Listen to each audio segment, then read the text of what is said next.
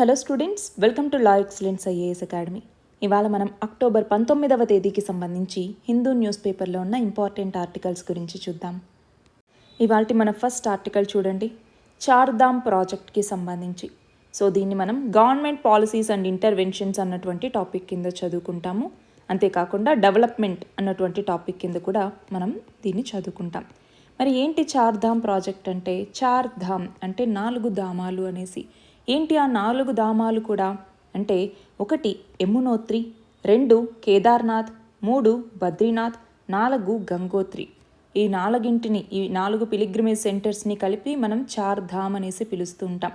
మరి ఈ 4 కూడా కనెక్టివిటీని పెంచాలి, కనెక్టివిటీని ఎన్హాన్స్ చేయాలి అన్నటువంటి ఉద్దేశంతోనే ఈ చార్ధామ్ పరియోజన అన్నటువంటి దాన్ని తీసుకొచ్చారు. మరి ఈ నేపథ్యంలో నేషనల్ సెక్యూరిటీకి సంబంధించి కూడా ఈ చార్ధామ్ హైవే అన్నటువంటిది చాలా ఇంపార్టెంట్. ఎందుకని అంటే ఇండో చైనా బార్డర్కి సంబంధించి ఆర్మీ క్యాంప్స్ కావచ్చు, డెహ్రాడూన్లో ఆర్మీ క్యాంప్స్ ఉన్నాయి, మీరట్లోనూ ఆర్మీ క్యాంప్స్ ఉన్నాయి, మిసైల్ బేసెస్ అన్నటువంటివి ఉన్నాయి. సో అక్కడ హెవీ మిషనరీని మనం తీసుకెళ్ళాలి అన్నా కూడా దానికి కూడా ఈ ఫీడర్ రోడ్స్ అన్నటువంటివి ఉపయోగపడతాయి. మరి దీన్ని ఉత్తరాఖండ్కి సంబంధించినటువంటి స్టేట్ పబ్లిక్ వర్క్స్ డిపార్ట్మెంట్ అన్నటువంటిది, అలాగే బార్డర్స్ రోడ్ ఆర్గనైజేషన్, అలాగే national highway and infrastructure development corporation limited ఇవన్నీ కలిసి నిర్మిస్తూ ఉంది. మరి ఈ నేపథ్యంలో ఈ ప్రాజెక్ట్ అన్నటువంటిది బాగానే ఉంది, కానీ ఈ ప్రాజెక్ట్కి సంబంధించి చాలా కన్సర్న్స్ అన్నటువంటివి వ్యక్తమవుతూ ఉన్నాయి, చాలా సవాళ్ళు కూడా ఉన్నాయి. మరి ఏమేం కన్సర్న్స్ ఉన్నాయి దీనికి సంబంధించి అంటే ఒకటి వచ్చేసరికి ఎన్వాయిన్మెంటల్ కన్సర్న్స్ అనమాట. ఏముంటాయి ఎన్వాయిన్మెంటల్ కన్సర్న్స్ అంటే ఫారెస్ట్ దాదాపు 690 హెక్టార్ల ఫారెస్ట్ని డిస్ట్రాయ్ చేయాల్సి వస్తుంది.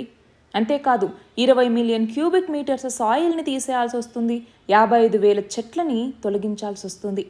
ముందే హిమాలయాస్ అన్నటువంటిది చాలా ఫ్రెజైల్ ఏరియా, చాలా సున్నితమైనటువంటి ప్రాంతం. అంతేకాదు అక్కడ ఉన్నటువంటి బయోడైవర్సిటీ అన్నటువంటి దెబ్బతింటుంది. రీజనల్ ఎకాలజీ అన్నటువంటిది కూడా చాలా చేంజ్ అవ్వచ్చు. ఫర్ ఎగ్జాంపుల్ అక్కడ మనకి కిలాజ్ ఫీసెంట్ అనేటటువంటి బర్డ్ అన్నటువంటిది, అలాగే ట్రాగోపాన్ అన్నటువంటి ఇలాంటి చాలా స్పీషీస్, అక్కడ ఎన్నో వండర్ఫుల్ స్పీషీస్ ఉన్నాయి. మరి ఇబ్బందే కదా.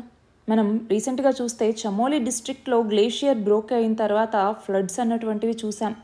మరి అట్లాంటివే మళ్ళీ వస్తే ఇప్పుడు కన్స్ట్రక్షన్ చేపట్టినప్పుడు, రోడ్ కన్స్ట్రక్షన్ కావచ్చు, అక్కడ వివిధ రకాల ఇన్ఫ్రాస్ట్రక్చరల్ కన్స్ట్రక్షన్స్ చేపట్టినప్పుడు దాంతో సాయిల్లో క్రాక్స్ రావటం, రాక్స్లో క్రాక్స్ రావటం లాంటివి కనుక జరిగితే దానివల్ల ల్యాండ్ స్లైడ్స్ అన్నటువంటివి వస్తాయి, మడ్ స్లైడ్స్ అన్నటువంటివి వస్తాయి, ఫ్లాష్ ఫ్లడ్స్ అన్నటువంటివి రావచ్చు. అలాగే కొన్నిసార్లు అర్త్ క్వేక్స్ కూడా రావటానికి ఇది ఇంకొంచెం ప్రభావితం చేస్తుంది అనేసి చెప్పచ్చు. మరి ఈ నేపథ్యంలోనే ఎన్వైరన్మెంటల్ కన్సర్న్స్ చాలా ఉన్నాయి కాబట్టి ఇక్కడ ఈ డెవలప్మెంట్ అన్నటువంటిది వద్దు అన్నట్టుగా చాలామంది ఎన్జిఓలు, యాక్టివిస్టులు చెప్తూ ఉన్నారు. కానీ గవర్నమెంట్ ఏమంటోంది, లేదు ఈ చార్ధామ్ హైవే ప్రాజెక్ట్ అన్నటువంటిది మనకి స్ట్రాటజిక్గా కూడా ఉపయోగపడుతుంది, టూరిజం పర్పస్కి కూడా ఉపయోగపడుతుంది అనేసి గవర్నమెంట్ అంటోంది. మన నెక్స్ట్ ఆర్టికల్ చూడండి, parliamentary standing committee on defence అన్నటువంటిది మొత్తం 17 సబ్జెక్ట్స్ గురించి చెప్పిందనమాట. ఏంటి ఆ 17 సబ్జెక్ట్స్ అంటే వార్ఫేర్కి సంబంధించి ఆర్మ్డ్ ఫోర్సెస్ ప్రిపేర్డ్గా ఉండాలి అన్నట్టుగా ఒక 17 సబ్జెక్ట్స్ చెప్పింది. మరి ఈ నేపథ్యంలో దీన్ని మనం పాలిటీలోనూ చదువుకుంటాం, అలాగే డిఫెన్స్కి సంబంధించి కూడా చదువుకుంటాము. సో ఇక్కడ అసలు ఈ 17 సబ్జెక్ట్స్ అంటూ ఉన్నారు కదా, ఈ 17 సబ్జెక్ట్స్లో ఏమేమి ఉంటాయి అంటే ఒకటి వచ్చేసరికి సైబర్ వార్ఫేర్ అన్నటువంటిది, అలాగే కైనెటిక్ వార్ఫేర్ అనేసి, అలాగే నాన్ కైనెటిక్ వార్ఫేర్ అనేసి, అలాగే యాంటీ డ్రోన్ క్యాపబిలిటీస్ అనేసి, ఇలాగ మొత్తం 17 parliamentary standing committee on defence అన్నటువంటి చెప్పింది. మరి ఆ నేపథ్యంలో నాన్ కైనెటిక్ వార్ఫేర్కి కూడా రెడీగా ఉండాలి అన్నట్టుగా ఇక్కడ హౌస్ ప్యానెల్ అంటోంది. మరి ఇందులో కైనెటిక్ వార్ఫేర్, సైబర్ వార్ఫేర్ అంటే మనకు తెలుసు, అవునా? ఏంటి సైబర్ వార్ఫేర్ అంటే? అంతర్జాలాన్ని ఉపయోగించుకొని చేసేటటువంటివి. మరి కైనెటిక్ వార్ఫేర్ అంటే ఏంటి? కైనెటిక్ వార్ఫేర్ అంటే వెపన్స్ని యూజ్ చేసి మిలిటరీ పర్సనల్స్ వార్ చేస్తే దాన్ని కైనెటిక్ వార్ఫేర్ అనేసి పిలుస్తాం. మరి నాన్ కైనెటిక్ వార్ఫేర్ అంటే ఏంటి? ఇది మనకు ఆల్రెడీ ఉండే సైబర్ వార్ఫేర్ కావచ్చు, ఇన్ఫర్మేషన్ వార్ఫేర్ అనేసి ఉంటుంది, ఇన్ఫర్మేషన్ వార్ఫేర్ అనేసి, అలాగే సైకలాజికల్ వార్ఫేర్ అనేసి, అంతేకాకుండా ఎకనామిక్ వార్ఫేర్ అనేసి 4, 5, 6 ఎకనామిక్ వార్ఫేర్ అనేసి ఇలా వివిధ రకాలు ఉంటాయన్నమాట. వీటన్నింటితో కంపేర్ చేసుకుంటే ఈ నాన్ కైనెటిక్ వార్ఫేర్ అనేటువంటిది చాలా డిఫరెంట్. ట్రెడిషనల్ మెథడ్స్ ఏవైతే ఉంటాయో వాటన్నింటికన్నా ఇది చాలా డెడ్లీ నాన్ కైనెటిక్ వార్ఫేర్ అన్నటువంటిది. ఫర్ ఎగ్జాంపుల్ ఒక మ్యాసివ్ సైబర్ అటాక్ లేదంటే ఒక మాల్వేర్ అటాక్ అన్నటువంటిది క్రిటికల్ ఇన్ఫ్రాస్ట్రక్చర్ మీద జరిగింది అనుకోండి. For example power grids, hospitals, వీటిని క్రిటికల్ ఇన్ఫ్రాస్ట్రక్చర్ అంటూ ఉంటాం. దానివల్ల ఆ దేశం మీద చాలా ఇంపాక్ట్ అన్నటువంటిది పడుతుంది, అవునా? For example counter drone technologies వాడాము అనుకోండి. ఆ టైంలో ఆర్మ్డ్ ఫోర్సెస్ ఏం చేస్తారు, చాలా కైనెటిక్ నాన్ కైనెటిక్ సొల్యూషన్స్ని తీసుకొచ్చి ఆ డ్రోన్ స్వామ్స్ అంటాం. అంటే గుంపులుగా డ్రోన్స్ వస్తే స్వామ్ అనేసి పిలుస్తాం. సో డ్రోన్ స్వామ్స్ని వీటిని న్యూట్రలైజ్ చేయడానికి ట్రై చేస్తూ ఉంటాయి, అవునా? కైనెటిక్ అంటే ఏంటి, ఫిజికల్గా షూట్ చేయటం, డ్రోన్స్ని డిస్ట్రాయ్ చేయటం ఇలాంటివి. నాన్ కైనెటిక్ అంటే ఏంటి, ఆ డ్రోన్స్ని జామ్ చేయటం, వాటి ఆపరేషన్ని కంట్రోల్ చేసుకోవటం, మన కంట్రోల్లోకి తీసుకోవటం, లేదా లేజర్ లేదంటే ఎలక్ట్రోమాగ్నెటిక్ వేవ్స్ని యూజ్ చేసి వాటి ఆపరేషన్స్ని డిస్టర్బ్ చేయటం అనమాట. సో కైనెటిక్తో కంపేర్ చేసుకుంటే నాన్ కైనెటిక్ అన్నటువంటిది ఇంకా డెడ్లీ. మరి ఈ నేపథ్యంలో మనం డిఫెన్స్కి సంబంధించిన ప్రొడక్షన్ని పెంచుకోవాలి, నాన్ కైనెటిక్ వార్ఫేర్ని డీల్ చేసేలాగా మనం రెడీగా ఉండాలి అన్నట్టుగా ఇక్కడ చెప్తూ ఉన్నారు. మన నెక్స్ట్ ఆర్టికల్ చూడండి, ఇంటర్నేషనల్ రిలేషన్స్కి సంబంధించి దీన్ని మనం చదువుకుంటాం. ఆల్రెడీ సిక్కులకి సంబంధించి కెనడాకి ఇండియాకి మధ్య వివాదం జరుగుతోంది. దీనికి సంబంధించి నిజ్జర్ యొక్క హత్య కేసులో భారతదేశం ప్రమేయం ఉంది అన్నట్టుగా కెనడా ఆరోపించటం, మనం దాన్ని అగ్రీ చేయకపోవటం, ఆ నేపథ్యంలో ఇవన్నీ జరుగుతూ ఉన్నాయా? రెండు వైపులా డిప్లొమాటిక్ రిలేషన్స్ అన్నటువంటివి దెబ్బతిన్నాయి. హై కమిషనర్లను వెనక్కి తీసుకోవటం, మిగతా డిప్లొమాట్స్ ఎవరైతే ఉంటారో వాళ్ళని వెనక్కి వెళ్ళమని చెప్పటం, ఇవన్నీ జరుగుతూ ఉన్నటువంటి నేపథ్యంలో ఇప్పుడు అమెరికాకి సంబంధించినటువంటి FBI ఏం చేసింది, ఫెడరల్ బ్యూరో ఆఫ్ ఇన్వెస్టిగేషన్ అన్నటువంటిది సిక్కు ఏర్పాటువాది అయినటువంటి గురు పత్వంత్ సింగ్ పన్ను ఈయన ఎవరైతే ఉన్నారో అతని యొక్క హత్యకి కుట్ర పన్నారు అన్నట్టుగా భారత నిఘా విభాగమైనటువంటి రీసెర్చ్ అండ్ అనాలిసిస్ వింగ్కి సంబంధించినటువంటి అంటే రాకి సంబంధించిన ఒక మాజీ అధికారి మీద అభియోగాలు మోపించడం జరిగింది. వికాస్ యాదవ్ అని చెప్పేసి ఈ మిడిల్లో ఉన్నటువంటి పర్సన్.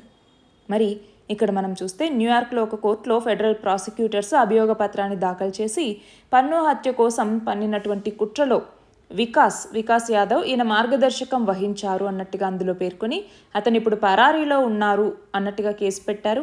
అంతేకాదు నగదు అక్రమ చలామణి యొక్క అభియోగాల్ని కూడా ఇతని మీద మోపటం జరిగింది.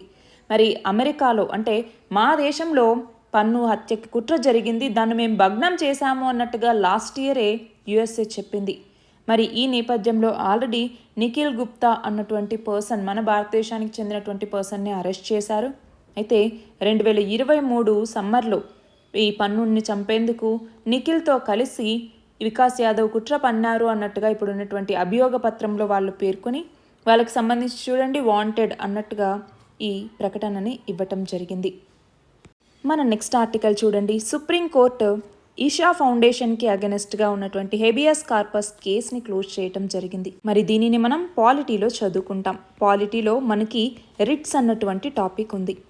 మరి ఈ నేపథ్యంలో అసలు రిట్స్ అంటే ఏంటి, దీనికి సంబంధించిన కాన్స్టిట్యూషనల్ ప్రొవిజన్స్ ఏమేమి ఉన్నాయి, రిట్ జ్యూరిస్డిక్షన్ ఎంతవరకు ఉంటుంది, ఇది ఒక్కసారి మనకి తెలియాలి. అయితే ఫస్ట్ ఆఫ్ ఆల్ దీనికి సంబంధించినటువంటి కాన్స్టిట్యూషనల్ ప్రొవిజన్స్ ఏంటి అనేసి చూస్తే, ఒకటి ఆర్టికల్ 32 అన్నటువంటిది, రెండవది వచ్చేసరికి ఆర్టికల్ 226. ఆర్టికల్ 32 కింద సుప్రీంకోర్టు ఈ యొక్క రిట్లని జారీ చేయొచ్చు. ఆర్టికల్ 226 కింద హైకోర్ట్స్ రిట్లని జారీ చేయవచ్చు. మరి ఈ రిట్స్ అంటున్నాం, ఏంటి రిట్ అంటే ఫండమెంటల్ రైట్స్ అనేసి ప్రతి మన భారతదేశ పౌరుడికి కూడా ఫండమెంటల్ రైట్స్ అన్నటువంటి ఉంటాయి, అవునా? మరి ఆ ఫండమెంటల్ రైట్స్లో ఏదైనా వయలేషన్ వచ్చింది అంటే ఆ పర్సన్ డైరెక్ట్గా సుప్రీంకోర్టుకి లేదంటే హైకోర్టుకైనా వెళ్ళొచ్చు. సుప్రీంకోర్టుకి వెళ్తే ఆర్టికల్ 32 కింద, లేదు అంటే హైకోర్టుకి ఆర్టికల్ 226 కింద వెళ్ళటానికి అవకాశం అన్నటువంటిది ఉంటుంది. మరి ఈ నేపథ్యంలో రిట్లలో ఉన్నటువంటి రకాలేంటి, ఒకటి హేబియస్ కార్పస్ అన్నటువంటిది. హేబియస్ కార్పస్ అంటే బాడీ అనేసి.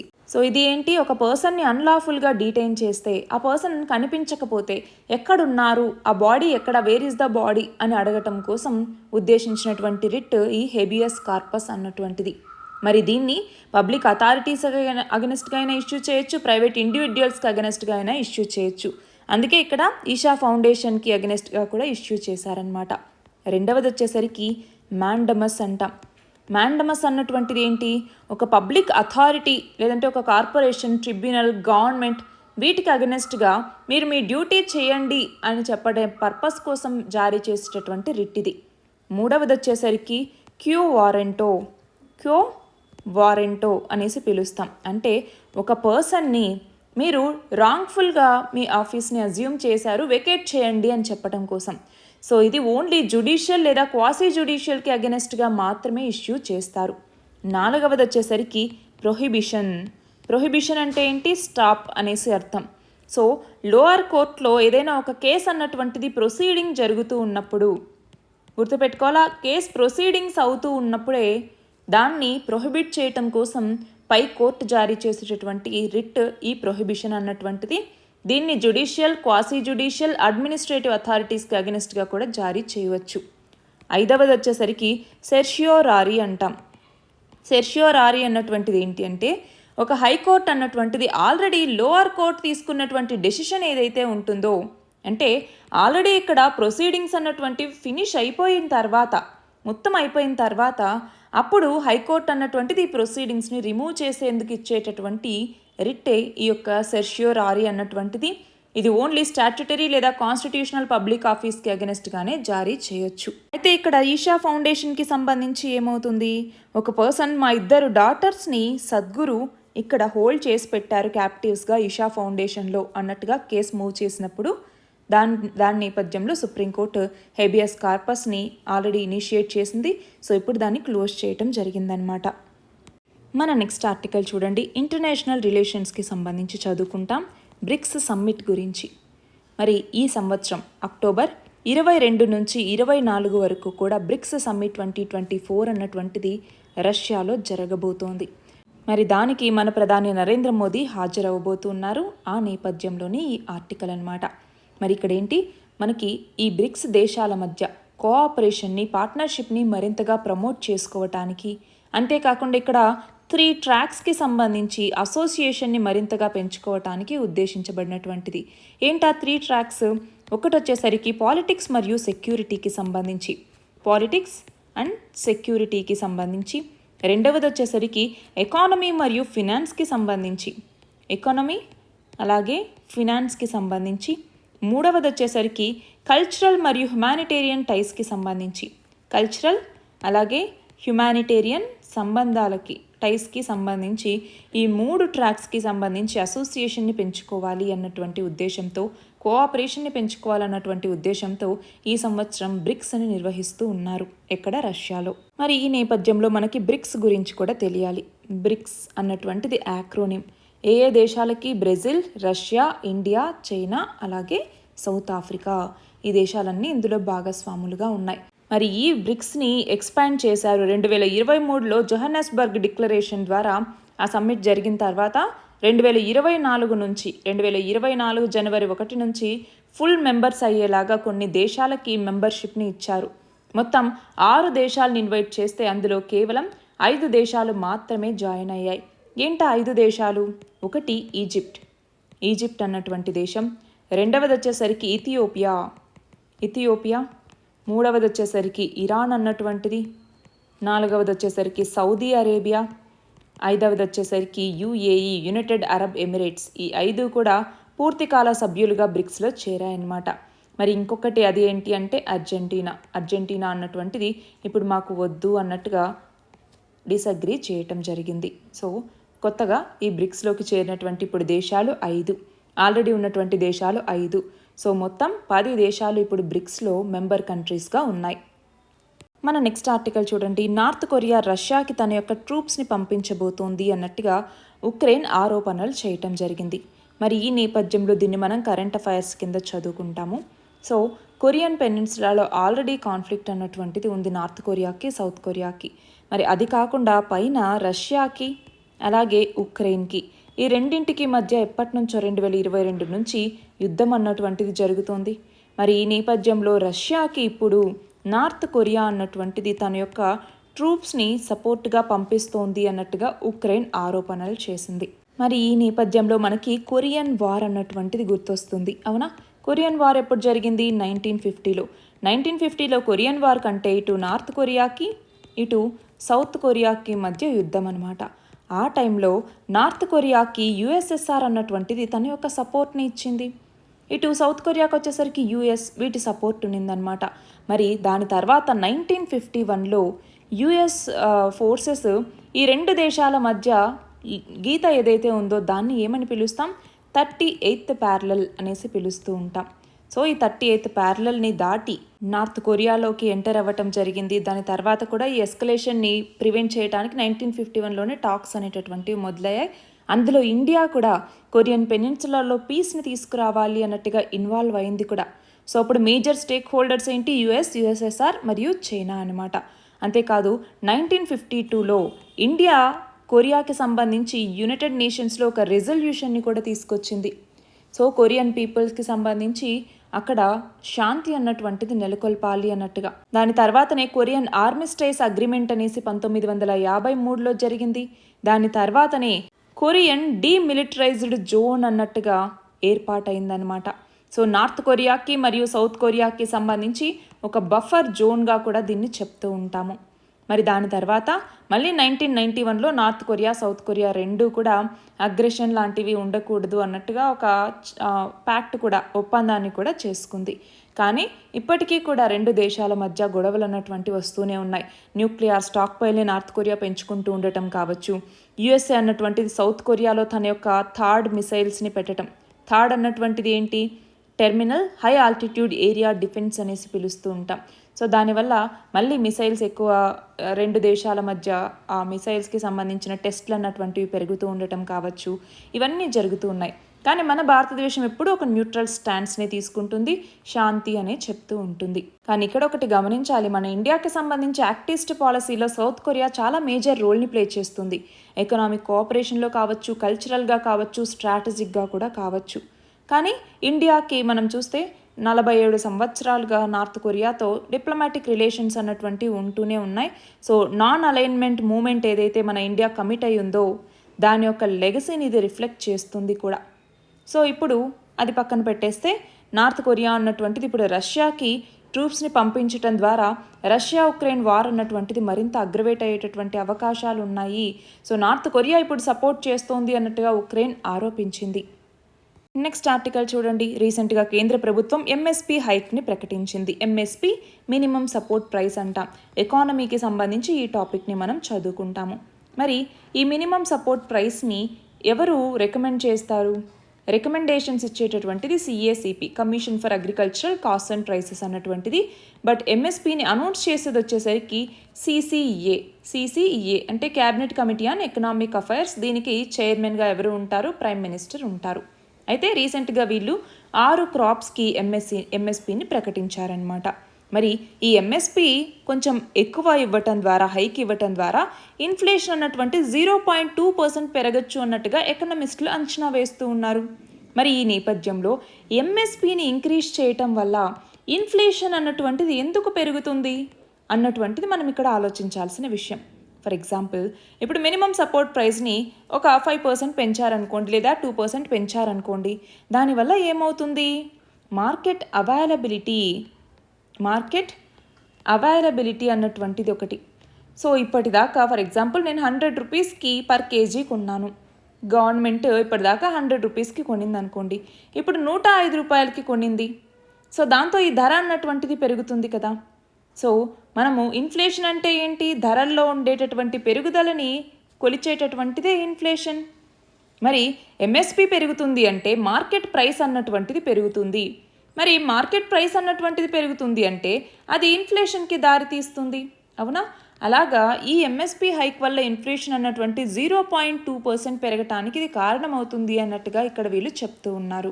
సింపుల్గా చెప్పాలి అంటే ఎంఎస్పి ద్వారా హై ప్రొక్యూర్మెంట్ కాస్ట్ అన్నటువంటిది పెట్టడం ద్వారా ఫుడ్ గ్రెయిన్స్ యొక్క ప్రైసెస్ కూడా ఇంక్రీజ్ అవుతాయి, దానివల్ల ఇన్ఫ్లేషన్ అన్నటువంటిది వస్తుంది. కానీ లాంగ్ టర్మ్లో ఇది పూర్ని ఎఫెక్ట్ చేసేటట్లుగా ఉంటుంది. అయితే ఈ ఎంఎస్పి ప్రైసెస్ అన్నటువంటిది ఇంటర్నేషనల్ రేట్స్ కన్నా ఎక్కువగా ఉందనుకోండి, దానివల్ల ఇండియా యొక్క అగ్రికల్చరల్ ఎక్స్పోర్ట్ మీద కూడా నెగిటివ్ ఇంపాక్ట్ అన్నటువంటిది ఉంటుంది. అది కూడా గుర్తుపెట్టుకోవాలి. మన లాస్ట్ ఆర్టికల్ చూడండి, చైల్డ్ బెట్రోతల్స్కి సంబంధించి. సో దీనిని మనం ఇండియన్ సొసైటీ కింద చదువుకుంటాము. అయితే సుప్రీంకోర్టు రీసెంట్గా బాల్య వివాహాల నిరోధానికి సంబంధించి కొన్ని మార్గదర్శకాలను ఇచ్చింది. అంతేకాదు ఈ సుప్రీంకోర్టు ఏమని చెప్పింది, ఇది ఒక సామాజిక రుగ్మత అన్నట్టుగా చెప్పింది చైల్డ్ బెట్రోతల్స్ని. యాంటీ చైల్డ్ మ్యారేజ్ అన్నటువంటిది కరెక్ట్ కాదు, దానివల్ల తమ జీవిత భాగస్వామిని ఎంచుకునేటటువంటి హక్కుని మైనర్లు కోల్పోతారు. కాబట్టి ఈ రుగ్మత వేర్లునుకోవడానికి గల కారణాలు ఏంటి అన్నట్టుగా గుర్తించండి. బాల్య వివాహాల్ని కట్టడి చేయటానికి వ్యూహాల్ని రచించుకొని మీరు అమలు చేయాలి అన్నట్టుగా సుప్రీంకోర్టు తీర్పిచ్చింది. అంతేకాదు ఇది చైల్డ్ యొక్క అంటే చిన్నారుల యొక్క జీవన అవకాశాలని, వాళ్ళ యొక్క విద్యని, వాళ్ళ యొక్క ఆశల్ని చిదిమేసేలాగా ఉంటాయి. అంతేకాదు చిన్న వయసులోనే పెళ్లి చేయటం వల్ల వాళ్ళ యొక్క హెల్త్ అన్నటువంటిది పాడవుతుంది, వాళ్ళకు ఉండాల్సినటువంటి మినిమల్ రైట్స్ అన్నటువంటివి కూడా లేకుండా పోతాయి. మరి ఈ నేపథ్యంలో దీన్ని రూపుమాపేందుకు ఒక మల్టీ డైమెన్షనల్ కార్యాచరణని తీసుకురండి. బాల్య వివాహాల నిషేధ చట్టాన్ని సమర్థవంతంగా అమలు చేయాల్సిందే. అంతేకాదు దీనికి కొన్ని మార్గదర్శకాలని కూడా అనుసరించండి అన్నట్టుగా చెప్పింది. ఏం మార్గదర్శకాలు ఇచ్చింది? ఫస్ట్ది వచ్చేసరికి బాల్య వివాహాల నిషేధ అధికారులు లేదా సిఎంపిఓని ప్రత్యేకంగా నియమించాల్సినటువంటి అవసరం అన్నటువంటిది ఉంది. వీళ్ళకి కేవలం ఈ బాల్య వివాహాలని రూపుమాపటం ఒక్కటే వాళ్ళకి ఇచ్చేటటువంటి విధి. అది కాకుండా ఇంకా ఏ విధులకి వీళ్ళను ఉపయోగించకూడదు. అంతేకాదు దీనికంటూ సపరేట్గా పోలీస్ విభాగం కూడా ఉండాలి. బాల్య వివాహాల నిషేధం ఖచ్చితంగా అమలయ్యేలా చూడాల్సినటువంటి బాధ్యత కూడా ఈ సిఎంపిఓలదే ఉంటుంది. అంతేకాదు ప్రతి 3 నెలలకు ఒకసారి కూడా వీళ్ళ పనితీరుని సమీక్షించాలి. ఎవరెవరు సమీక్షించాలి? మనకి women and child development ministry, women and child development ministry అన్నటువంటిది, ఇంకా హోమ్ మినిస్ట్రీ ఈ రెండు కలిసి 3 monthsకి ఒకసారి దీన్ని పర్యవేక్షించాలి. బాల్య వివాహాల నిషేధానికి సంబంధించి కలెక్టర్లు, ఎస్పీలు వీళ్ళందరినీ భాగస్వాములను చేయాలి. ప్రజల్లో అవేర్నెస్ని క్రియేట్ చేయాలి. ఒకవేళ గనక వీళ్ళలో ఎవరైనా విధుల పట్ల నిర్లక్ష్యం వ్యవహిస్తే వాళ్ళ మీద చర్యలు తీసుకోవాలి అన్నట్టుగా వివిధ రకాల మార్గదర్శకాల్ని సుప్రీంకోర్టు ఇచ్చింది. అంతేకాదు ఇప్పుడు మనం చూస్తే చైల్డ్ మ్యారేజెస్ అన్నటువంటివి ఇప్పుడు మోడర్న్ లాస్ అయినటువంటి పోక్సో చట్టం అన్నటువంటిది ఉంది. పోక్సో యాక్ట్ అంటే ఏంటి? Protection of child from sexual offences act అన్నటువంటిది. ఇలాంటి ఈ మోడర్న్ చట్టాలు ఏవైతే ఉన్నాయో వాటిని థ్రెటన్ చేసేలాగా ఉంటాయి ఈ యొక్క చైల్డ్ మ్యారేజెస్ అన్నటువంటివి. కాబట్టి వీటిని రూపుమాపాలి. విలేజెస్లో open defecation, free village move ఎలా అయితే చేశారో లోకల్ మరియు కమ్యూనిటీ లీడర్స్ని ఇన్వాల్వ్ చేసి అలానే చైల్డ్ మ్యారేజెస్ కూడా ఆపాల్సిన అవసరం ఉంది అనేసి సుప్రీంకోర్టు చెప్పింది. ఇవి వాటి important articles. All the very best and thank you very much.